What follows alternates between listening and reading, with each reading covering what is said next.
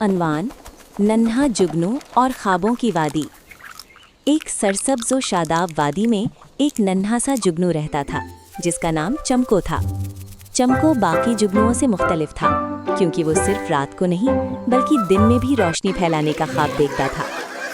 सब जुगनू उसका मजाक उड़ाते थे, दिन में रोशनी, ये नामुमकिन है। खूबसूरत सीन। एक दिन शाम के वक्त आसमान पर हल्के हल्के नारंगी और गुलाबी रंग फैल रहे थे।